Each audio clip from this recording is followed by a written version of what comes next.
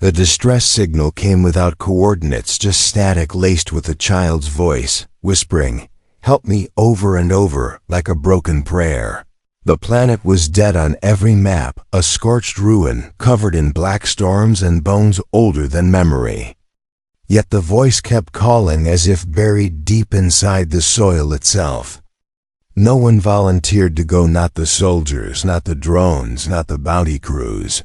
Only one man stepped forward, a human mercenary named Rin, known for surviving places others refused to enter.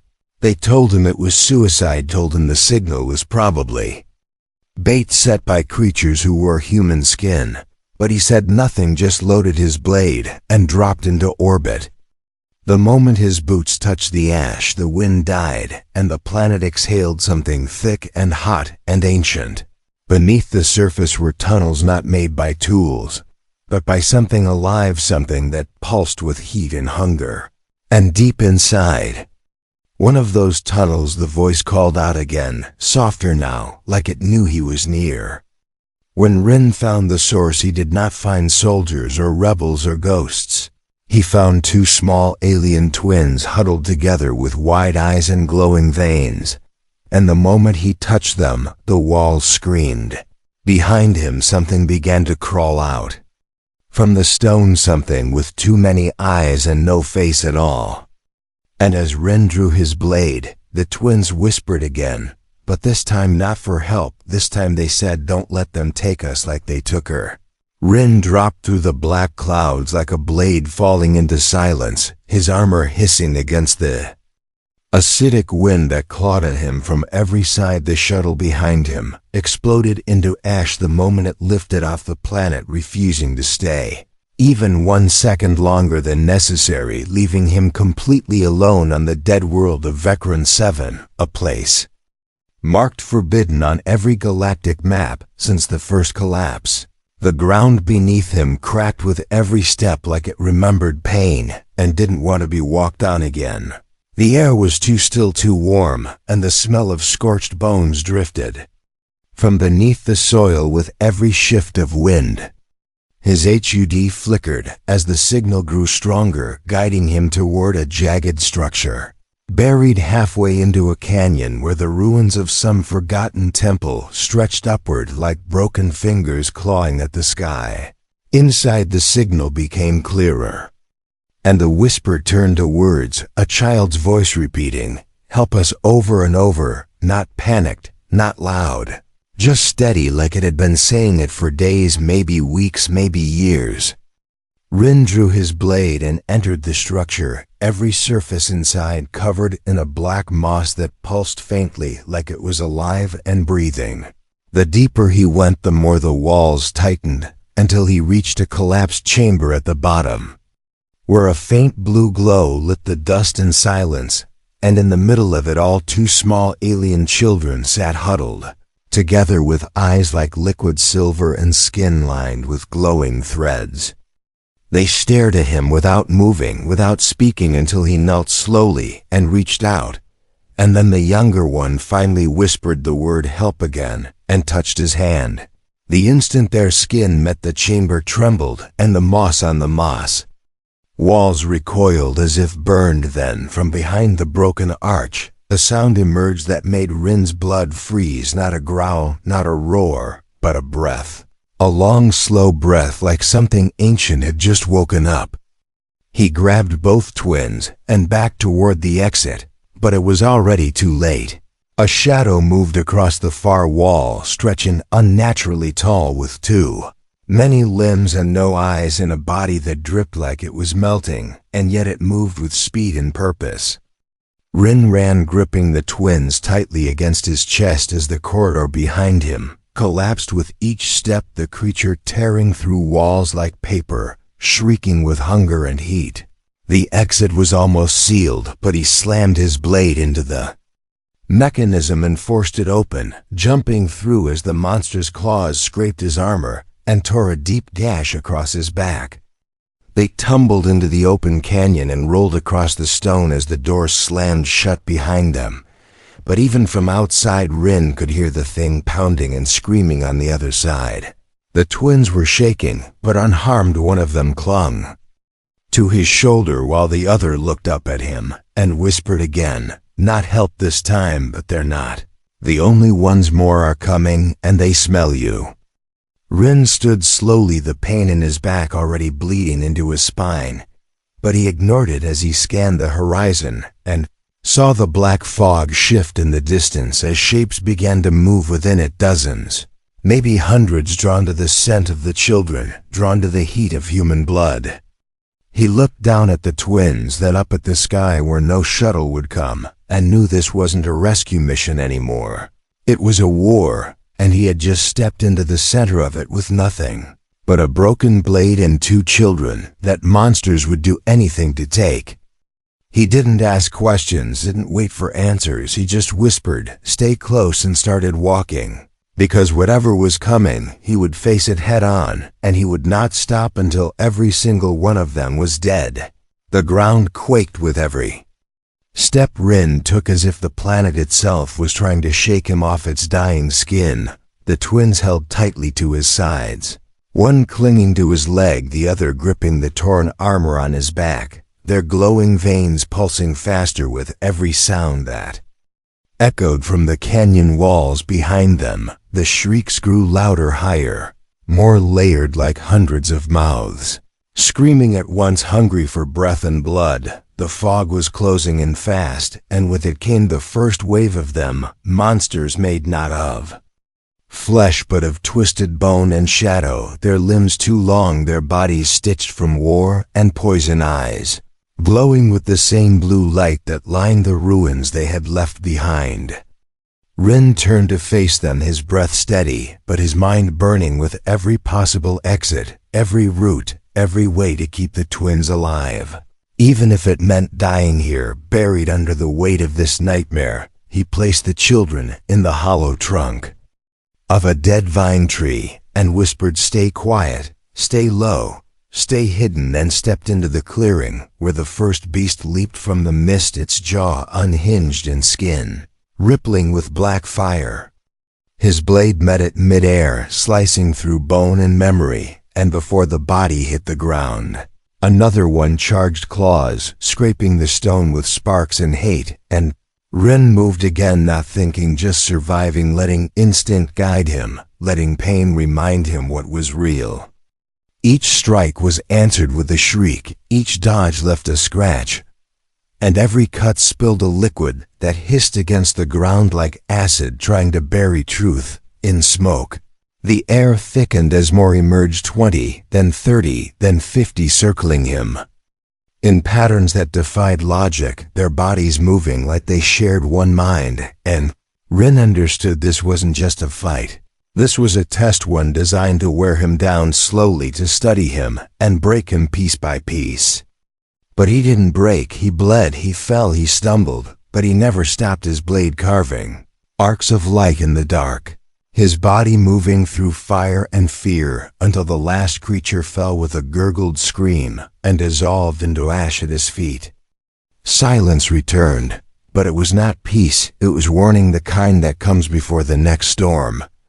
And Rin knew this was only the beginning. His suit cracked, his blade chipped his left eye nearly blind from the blood dripping into it, yet he stood straight and turned back to the hollow where the twins peeked out with eyes wide, not with fear, but with something heavier, with knowing. The older twin stepped out slowly and touched his hand, then pointed to the north where the cliffs curved into a black ridge hidden by mist, and said, "The gate is there. We can hide there, but only for a little while before they find us again." Rin didn't ask how they knew. He didn't need to. He just nodded and picked them up again, holding them close as he began moving toward the ridge, leaving behind a field of broken bodies and burned memories. Above them the clouds swirled tighter, and the wind howled like it had seen what happened and wanted to bury the story. But the blood on the stones would remember, and the scars across his back would speak of it, even if no one else ever would. And somewhere far below them, buried deep in the crust, something else began to stir, something older than the monster, something that had waited for the code to be touched again. And now it had been, and now it was listening. The ridge loomed ahead like the jagged spine of some forgotten titan, its surface covered in ash and the remains of broken machines from a war no one remembered. Rin moved quickly but carefully, each step sending pain through his legs where the monster claws had torn deep. His armor was barely holding, and the twins pressed tightly against his body, silent but alert, their eyes scanning the shifting sky as if watching something even he couldn't see. The path narrowed into a crevice barely wide enough to pass through, and the stone walls pulsed faintly with the same blue veins that ran beneath the twins' skin, which now glowed brighter with every step they took forward. Rin noticed it first. The way the cracks in the rocks reacted to their presence, expanding ever so slightly when the twins passed, then sealing tighter after he moved through, as if the planet itself was reading their code and responding with obedience. He whispered to them, "What are you?" And the older twin turned to him slowly, her silver eyes reflecting 1,000 stars. And she said, "Not what, but why?" Rin didn't understand, but he kept going, the light behind him dimming as the mist thickened, and a low hum began vibrating through the stone under his boots. They emerged into a cavern lit by natural crystal that pulsed with energy, and at its center stood a shattered monument covered in alien writing, old and nearly erased, but some of it still glowed with the same pulsing rhythm as the twins' veins. The younger twin stepped forward slowly and raised his small hand toward the monument, and the moment his fingers touched the stone, the entire cavern shifted, the air grew heavy, and Rin's ears rang as the walls around them melted into a field of light and memory, showing him images that weren't dreams, but recordings burnt into the stone and blood of this world. He saw ships falling from the sky, cities turned to glass under fire that moved like liquid, saw creatures like the ones he had just fought growing from massive chambers lined with screaming prisoners. And then he saw the twins not as children, but as embryos grown in tanks surrounded by machines that whispered in languages older than the stars. They were not born, they were crafted, forged to store something inside their DNA, a living archive of weapon designs, encrypted codes, forbidden truths, and they had been hidden here, not for protection but for silence. Someone had wanted them forgotten. And now that he had found them, they would never stop coming. The light faded and the monument cracked under the pressure of the memory release, but before it broke completely, a line of glyphs burned into the ground leading toward a tunnel behind the cavern. Saren, the older twin, looked up at Rin and said, "We carry the war, and if we fall, the next one begins." Rin felt the weight of that truth like a stone in his chest, heavier than any scar and deeper than any mission he had ever accepted. He knew then he hadn't come to rescue children, he had come to awaken a storm. Behind them the sound returned. The low crawling scrape of something not walking, but dragging itself across the stone, faster than before, louder than before, and this time not alone. Rin grabbed the twins and rushed into the tunnel, following the burning glyphs as the walls sealed behind them, piece by piece, and the last thing he saw before the cavern collapsed was a red eye blinking open on the cracked monument, staring at him like it remembered his face and had been waiting for him to return. The path ahead grew darker, but the twins' glow guided him forward, deeper into a world built on silence, carrying the secrets that could unmake it. The tunnel narrowed into darkness, but the glowing glyphs beneath their feet continued to light, the way pulsing gently in rhythm with the twins' breath, each symbol shifting slightly with every step, like it was reacting to their presence, rewriting itself to match their code. The walls curved inward like the throat of some sleeping beast, and the deeper they went, the more the temperature changed, the air turning colder with a strange sweetness that made Rin's scars ache, and his pulse stutter. The twins were silent, their eyes fixed forward, but Rin could feel their tension rising. Their bodies trembling not from fear, but recognition, as if this place was not unfamiliar, but deeply personal, carved into the roots of their creation. Ahead the tunnel opened into a vast circular chamber, filled with floating crystal shards, suspended in magnetic fields, spinning slowly like a shattered memory caught in orbit. Each shard displayed moving images, fragments of people, events, maps, none of it clear, all of it fast and flickering like broken data trying to stabilize. Rin stepped forward cautiously, his hand on the hilt of his blade, which now hummed faintly in response to the energy in the room. But before he could move further, a voice echoed through the chamber, soft and sharp like the memory of a scream. It called his name, not the one used by commanders or contracts, but the one only one person ever whispered to him, years ago on a battlefield buried in snow and flame. Rin froze and turned as one of the crystals drifted toward him, and within it was a woman, her eyes glowing with the same silver light as the twins, her hair braided with metal strands and her hands coated in the blood of monsters. She spoke his name again, and the twins stepped forward, whispering "Mother" in perfect unison. The crystal lowered, and the image shimmered, then solidified, and the woman stepped out, not a memory, not a ghost, but something more, her body flickering with light and circuitry, like she had become part of the system itself, part of the world she died trying to protect. Rin could barely speak, but she walked to him slowly and placed her hand on his chest, and he felt it all at once, the crash, the separation, the experiment, the choice she had made to fuse her mind into the planet's archive so her children could survive, so they could carry the weapon not in machines, but in themselves, so that no one could ever steal it again. She looked at him with tears that did not fall and said, "They found us because you answered the call, and now you must finish what I began. The monsters are only the first wave. They were meant to test the host, but the true enemy is coming, and they will burn this world to rip the code from their bodies unless you take them to the core and awaken what sleeps beneath it."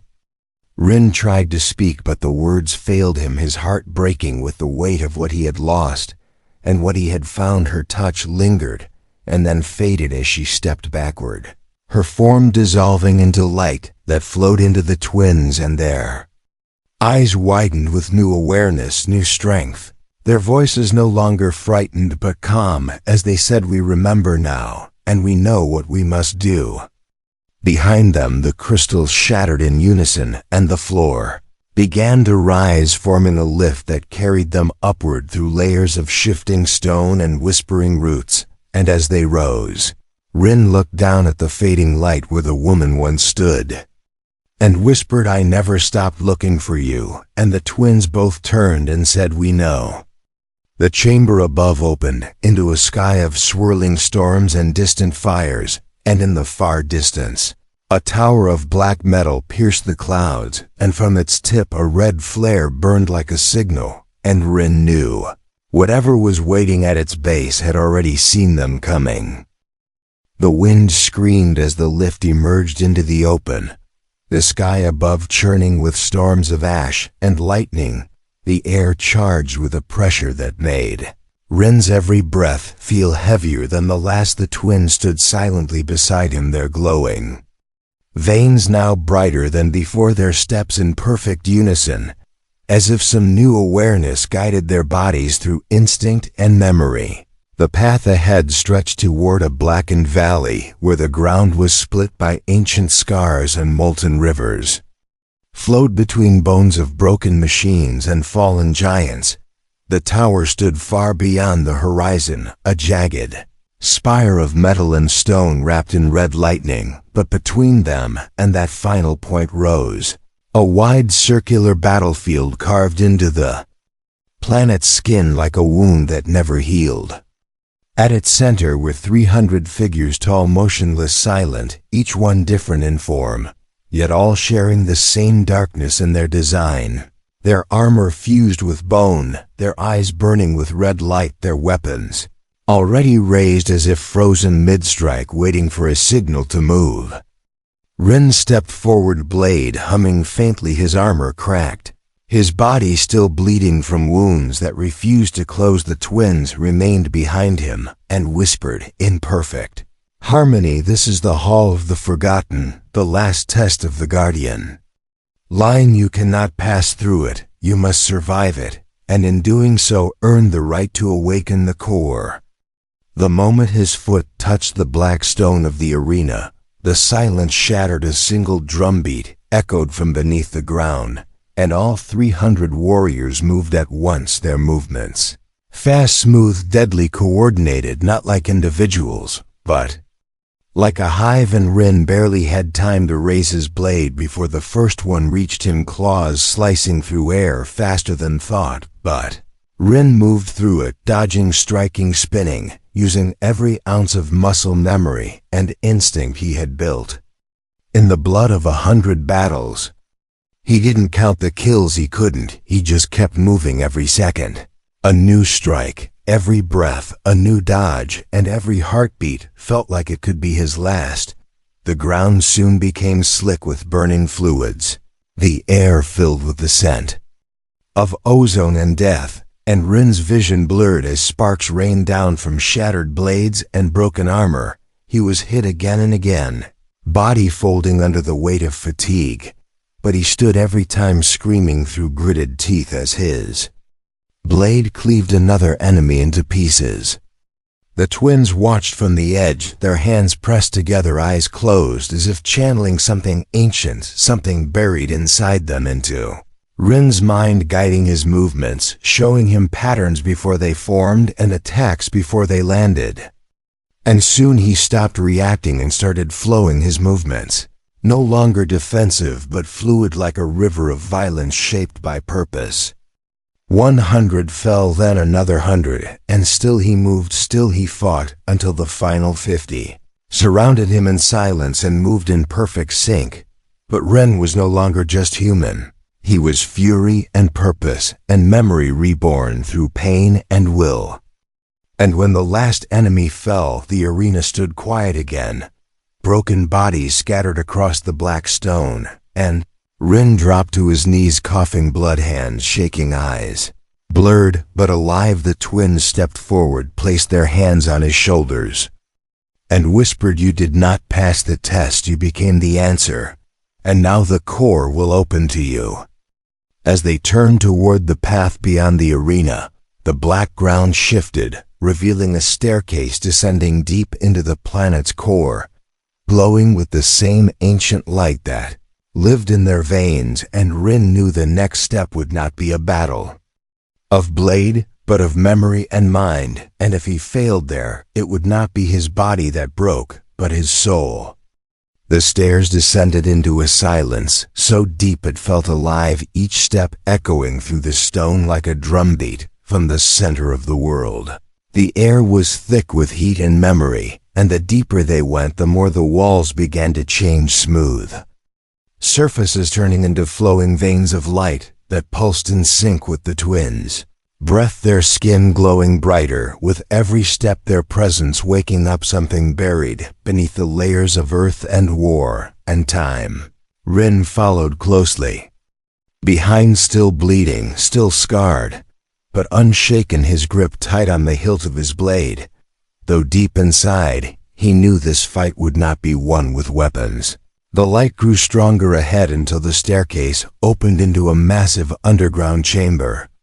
Shaped like a sphere, the walls curved like the inside of a heart, and at the very center, floating above a pool of molten light, stood a figure suspended in place, her arms outstretched, her hair flowing upward, as if caught in a current that did not exist, her body fused with the tendrils of the core that reached into her spine and chest, like roots growing through memory. Rin froze, his eyes locked on her face. Even before she opened her eyes, he knew who she was, the mother, the one he lost, the one who chose silence so the twins could live. She was not dead, she was not alive. She was something in between reborn through the planet she protected. Her eyes opened slowly and locked onto his, and for a moment, everything around him vanished, the pain, the heat. The echoes all gone, replaced by the sound of her voice. Not through sound, but through feeling pouring into him, like sunlight through ice. She showed him everything, how she had survived the fall by surrendering her body to the planet's living core, how the twins were encoded with more than just weapons. They carried the song of the ancient architects, the blueprint of a galaxy that could rebuild itself from ruin, and how the enemies that hunted them were not mindless beasts, but corrupted fragments of the same system. Built to protect, now turned to consume. She told him he was never meant to find them, but he came anyway, and because he did, the core was ready to choose once more. The light around her surged, and she slowly descended toward the platform, her feet never touching the stone, her form flickering between solid and energy. And as she reached him, she raised her hand and placed it on his chest, and for the first time Rin felt everything, not pain, not fear, but weight, the true burden of memory flowing into his heart.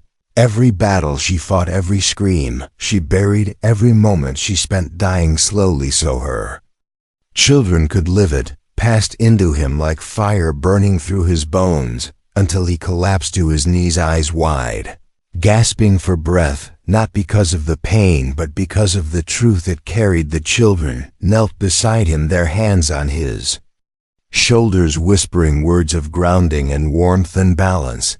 And the mother stepped back slowly, her body now dimming as her light faded into the walls, into the floor, into the twins, her time ending as theirs began. She smiled one last time and said, "You came back not to rescue but to remember, and that is enough." And then her form dissolved into 1,000 threads of golden light that wrapped around the chamber, like a final breath, sealing the core and igniting the glyphs across the walls, into a spiral that led straight toward the ceiling above where the tower stood, waiting like a keyhole ready to open the sky and let the truth pour into the stars. And Rin stood again, no longer just a mercenary but a carrier of code, a guardian, not of machines but of meaning. And with the twins beside him, he turned toward the final path, ready for the choice that would change everything.